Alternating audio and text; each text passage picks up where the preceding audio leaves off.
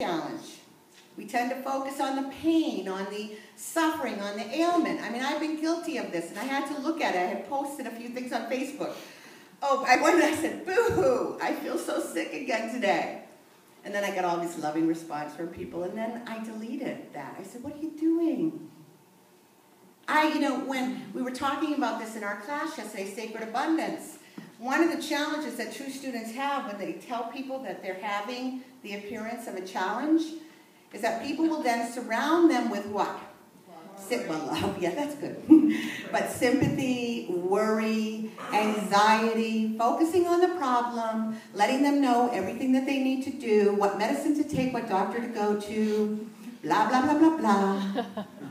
And what do you need as a true student for a person to do? See it right. Hold the high watch. Don't talk about the problem with you.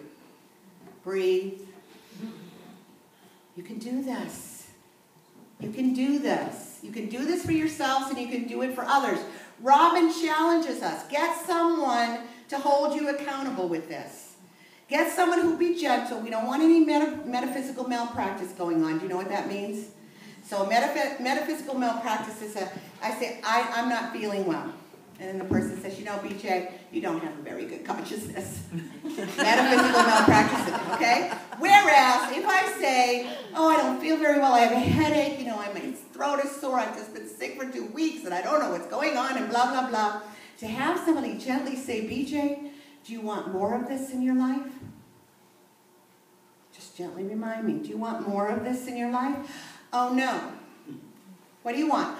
I want health, wholeness, healing, vibrant, vitality. Okay, so what are we going to talk about? What are we going to think about, feel, say, do?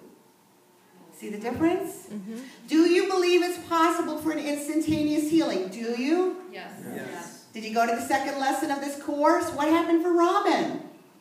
She was dying. The doctor said she is dying. She won't live to the morning. Did they have any incredible medical intervention to save her? Would all the anxious worrying have saved her? What did they do? First of all, they looked at what is the issue behind this, and they prayed, and then they made sure they kept all the negativity away. Nobody was allowed in the room who would worry, who would be anxious, who would be afraid. Who needs it? You're going to get it anyway. But we don't need it from each other as true students, do we? I mean, I thank everyone who prayed for me and kept the high watch. And I apologize to everyone who was talking to me about my problems, and I said, okay, I got to get going. But I would do it again. Doesn't help. I got Mom for that, right? We all have someone in our life. We're saying, you think you should go to the doctor? I don't know yet. Okay. So, she gives us an action step. She gives an action step in every lesson. And the action step for this lesson is to think about something that you do want more of. Something that you'd like to see manifest in your life right here and right now. Maybe it's financial wealth. Maybe it's a fulfilling relationship. Maybe it's health and vitality. Or a great career, whatever it is.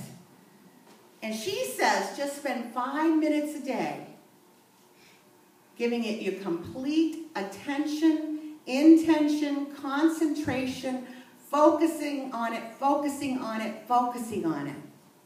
Bring all your thoughts, all your feelings, all your words, all your actions, just in those 5 minutes in alignment with what it is you really want. This is a practice, right? Do we want to stop at 5 minutes? No. This hopefully will become a continuous practice, but we got to start somewhere. You think you could do it for 5 minutes? Yes.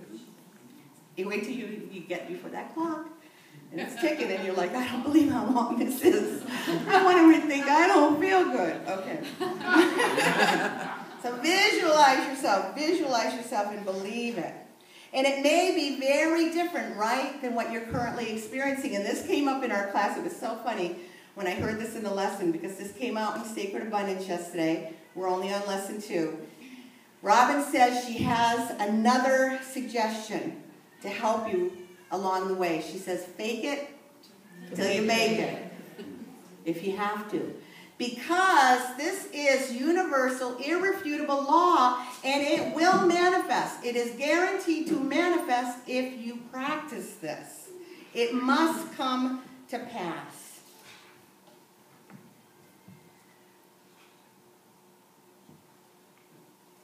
I already talked to you about that.